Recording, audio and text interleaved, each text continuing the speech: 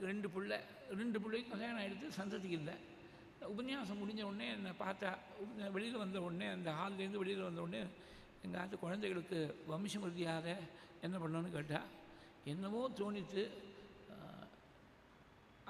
அந்த அம்மா வந்து பூர்வ சுவாசினி, மாமா இல்லை, அப்பாவுக்கு ஸ்ராதம் பண்ணிட்டுருக்காளா குழந்தைகள்னு கேட்டேன். என்னமோ ஒரு இன்ட்யூஷன் கேட்டேன். இல்லை, ஏதோ கோவிலில் கொடுத்துட்டுருக்கோம், ஸ்ராதம் முதல்ல பண்ண சொல்லுங்க. நீங்கள் ஒன்றும் வேறு ஒன்றும் அந்த பையனுக்கு என்ன நட்சத்திரம், என்ன ராசி, ஜாதகம்லாம் ஒன்றும் தேவையில்லை, முதல்ல ஸ்ராதத்தை பண்ண சொல்லுங்க. ஸ்ராதம் பண்ணால் குழந்தை பிறக்கும், அது பிதர்களுடைய பிரசாதத்தால் தானே. என்ன கீழே இந்த மந்திரங்களுக்கெல்லாம் அர்த்தம் சொல்லிவிட்டேன், வேறு ஒரு நாள் வேற ஒரு கான்டெக்ட் சொல்லிவிட்டேன். தாத்தாரோனோ அபிவர்தந்தாம் வேதா சந்ததி ரேவனா அன்னஞ்சனோ பகுபவேத்து பகுதேயஞ்சனோஸ்து, இப்படியெல்லாம் பிரார்த்திக்கிறாளோனோ. நல்ல சந்ததி ஏற்படணும்னு ஒரு பிரார்த்தனை இருக்குது. அவளும் பிரதிவச்சனம் சொல்லி சந்ததி அபிவிருத்தி ஆகட்டும்னு ஆசீர்வாதம் பண்ணா பிராமணா.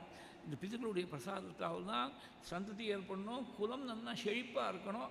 சந்ததி ஏற்பட்டால் போகாது, அந்த சந்ததிகள்லாம் சௌக்கியமாக இருக்கணும், கண்கஷங்கிட்டு இருக்கக்கூடாது, நல்லா க்ஷேமமாக இருக்கணும். இந்த பிதுக்கர்மாவை ஒருத்தன் சாத்தாதி கர்மாக்களை ஒழுங்காக செய்யாமல் விட்டுவிட்டான்னா என்ன தோஷம்னு சாஸ்திரம் சொல்கிறது. மிருதாகம் சமதிக்கிரமிய சண்டாள கோட்டி ஜென்மசு. ஒருத்தன் தெரிஞ்சு விட்டுவிட்டான், டெலிபரேட்டாக விட்டுவிட்டான், கோடி ஜென்மா சண்டாளனா பிறப்புன்னு இருக்குது. என்னத்தை சொல்கிறது, இந்த சிரமத்தை தான் எங்கே சொல்கிறது. சமீபத்தில் ஒரு புதுசாக யாரோ ஒருத்தர் ஏதோ கிளப்பி விட்டுவிட்டார். சமீபம்னா 20-30 வருஷம் முன்னாடி.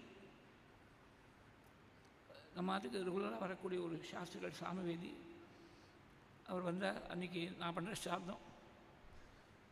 வந்த உடனே என்கிட்ட கேட்டார், நீங்கள் பாகவதம் சொல்லிட்டு இருக்கீங்க, பாகவதத்தில் ஹரே ராம ராம ராம ஹரே ஹரே, ஹரே கிருஷ்ண கிருஷ்ண கிருஷ்ண ஹரே ஹரேன்னு சொன்னால் போருமா, ஸ்ராத்தத்துக்கு அது சப்ஸ்டிடியூட் ஆகிடுமா, அப்படி இருக்கான்னு கேட்டார். இல்லைன்னு. அவருக்கு ஏற்பட்ட ஒரு அனுபவத்தை என்கிட்ட ஷேர் பண்ணிட்டார். அவர் பண்ணி வைக்கக்கூடிய ஸ்ராத்தம் அன்றைக்கின்னு அவர் போகிற போது வழியில் அவருடைய 2 வீலருடைய டயர் ஏதோ பஞ்சர் ஆகிடுச்சு. அந்த பஞ்சர் தான் சரிப்படுத்தின்னு போகிறதுக்கு 1/2 மணி நேரம் ஆகும். ஃபோன் பண்ணியிருக்கார், 1/2 மணி நேரம் லேட் ஆகும், பஞ்சர் போட்டுன்னு வரேன்னு சொல்லியிருக்கார். இவர் போய் சேர்கிற போது அங்கே இவர் பண்ணி வைக்கிறவர் வேறு 2 பிராமணா வந்திருக்கா, விஸ்வேதேவ வர்ணத்துக்கும் பிதர்வர்ணத்துக்கும். அவளுக்கு இலைய போட்டு அவள் சாப்பிட்டுன்னு இருக்கா. இவர் போகிற போது தூக்கி வாரி போட்டது, நாமே இன்னும் பண்ணியே வைக்கல சாதம், அவள் சாப்பிட்டுன்னு இருக்காடே. அந்த எஜமானர் சொல்கிறாராம், எங்கள் குரு சொல்லியிருக்கார், இது மாதிரி 1 மணி நேரம் ஹரே ராம ஜெபம் பண்ணால் போகிறோம், வேறு ஒன்றும் தேவையில்லை. நீங்கள் வரத்துக்குள்ளே 1 மணி நேரம் ஜெபம் பண்ணிவிட்டோம், சாப்பாடு போட்டுவிட்டோம், உங்களுக்கு தனியாக மரியாதை தட்சணை எடுத்து வச்சுருக்கோம், வேஷ்டி புடவை வாங்கி வச்சுருக்கோம். உங்கள் வேஷ்டி புடவை வாங்கினா தட்சணை வாங்கினாலும் வந்துவிட்டேன் அவர். இதெல்லாம் எதுக்காக சொல்கிறேன்னாக்க, we must not be misled by all such heretical theories. இது மாதிரி ஏதோ ஹரே ராம ரொம்ப வசந்த மந்திரம், அது ஒன்றும் சந்தேகமே கிடையாது. கரிசந்தாரண உபனிஷத்தில் இருக்கக்கூடிய மந்திரம் ஹரே ராம ராம ராம ஹரே ஹரே, ஹரே கிருஷ்ண கிருஷ்ண கிருஷ்ண ஹரே ஹரே. தனியாக உட்காந்து ஜெபம் பண்ணு. ஸ்ராத்த மந்திரத்துக்கு பதிலாக இந்த ஹரே ராம சொல்லலை. இதெல்லாம் தெரிஞ்சிக்க வேண்டிய. ஸ்ராத்த மந்திரம் தான் செஞ்சாகணும், அது வேத பித்துக்களை வச்சுன்னா செஞ்சாகணும். அதுக்கு பரியாயம் சப்ஸ்டிடியூட் கிடையாது. இந்த பித்திருக்கர்மாவை தெரிஞ்சு ஒருத்தன் விட்டுவிட்டான்னா கோடி ஜென்மா சண்டாளனா பிறப்பன்னு இருக்குது சாஸ்திரத்தில். தெரியாமல் விட்டு போன ஸ்ராத்தத்துக்கு பிராயஷ்சித்தம் சொல்லியிருக்கா சாஸ்திரங்களில். தெரியாமல் விட்டு போகிறதுனா எப்படி அப்படின்னு சொல்கிறேன். நாளைக்கு ஸ்ராத்தம், முதல் நாள் அன்றைக்கி இலை வாங்கணும், கரிகாய் வாங்கணும், பழம் வாங்கணும், கடத்தலுக்கு போயிருக்கான். போகிற வழியில் யாரோ ஏதோ ஒரு கார் வந்து இவன் மேலே மோதி விட்டு கீழே விழுந்துவிட்டான், அன்கான்ஷியஸாக போயிட்டான். யாரோ ஹாஸ்பிட்டலுக்கு அங்கே போய் அட்மிட் பண்ணால் 4 நாள் ஆச்சு கான்ஷியஸ்னஸ் வர்றதுக்கு. அதுக்குள்ளே அப்பா தேதியோ அம்மா தேதியோ தாண்டி போயிடுது. இது பியாண்ட் அவர் கண்ட்ரோல். அந்த மாதிரி தெரியாமல் விட்டு போயிடுச்சுன்னா ஹாஸ்பிட்டல்லையும் டிஸ்சார்ஜ் ஆகி ஆற்றுக்கு வந்த உடனே ஏர்லியஸ்ட் ஆப்பர்ச்சுனிட்டி விட்டு போன ஸ்ராத்தத்துக்கு கிருஷ்ணபக்ஷ அஷ்டமியிலையோ கிருஷ்ணபக்ஷ ஏகாதசியிலையோ பண்ண சொல்லியிருக்கா. நான் பர்சனலாக தனியாக வந்து கேட்குறவாளுக்கு என்ன சொல்கிறதுனா, 2 சொல்லிருக்கு சாஸ்திரத்தில்.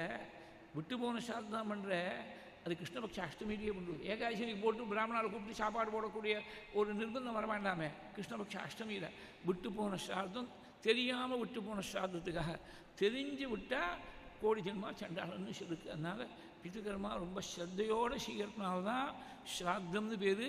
அந்த ஸ்ராத்தாதி கர்மாக்கள் பிதர்களுக்கு செய்ய வேண்டிய கர்மாவை ஒருத்தன் விட்டுட்டான்னா பெரிய மகாபாபம். அது பின்னாடி வரக்கூடிய தலைமுறைகள் தான் பாதிக்கிறது.